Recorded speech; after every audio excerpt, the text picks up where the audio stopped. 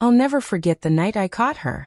The proof was undeniable: messages on her phone, hotel receipts tucked away in her bag, and a photo my friend sent me that showed her in another man's car, laughing like a stranger.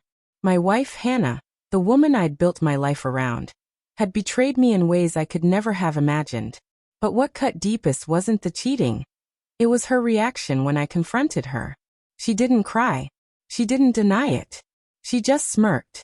"Yeah, Daniel," she said coolly, arms crossed as though I were the one on trial. "I slept with him. So what? You weren't giving me what I needed." That smirk, it burned into my memory.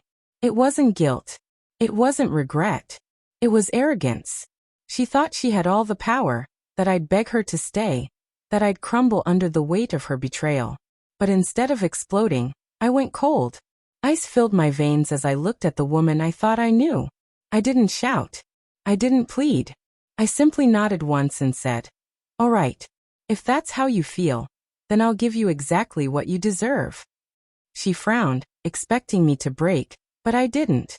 And that's where my revenge began.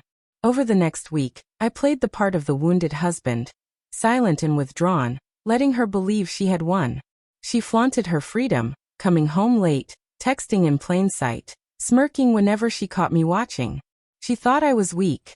She thought I was paralyzed. But behind that mask of silence, I was planning. I gathered every piece of proof, screenshots of her messages, the receipts, the photos. I even reached out to the man she was cheating with. Turns out, he had no idea she was married. He was furious, embarrassed, and more than willing to help me bring her down. The perfect moment came at her birthday dinner, a night she insisted we celebrate with close friends and family. She wanted to parade me around, her devoted husband, while secretly feeding on the thrill of her lies. I played along, smiling, toasting her, acting the part. Then, when the cake was brought out, I stood and tapped my glass. "I have something special for Hannah," I said, my voice calm and steady.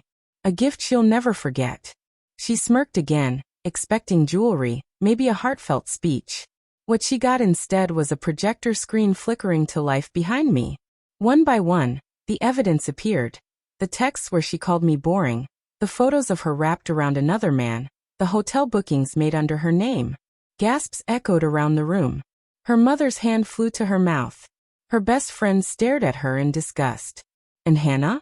That smirk vanished. She went pale, her body rigid as the walls of her lies crumbled around her. "Daniel, what is this?" she stammered. "This," I said coldly, "is who you really are." I wanted everyone to see the woman behind the smile, the woman behind the smirk. She begged then, her voice breaking, but I didn't give her the chance to rewrite the story. I set divorce papers on the table in front of her, already signed on my end. "Happy birthday, Hannah. You're free now. Just not in the way you wanted." The room was silent except for her sobs. The arrogance was gone, the power stripped away. My cold revenge hadn't been loud or violent. It had been calculated, surgical, undeniable.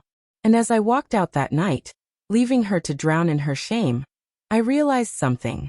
She thought cheating had shattered me. But in the end, it was her smirk, her arrogance, that gave me the strength to shatter her instead.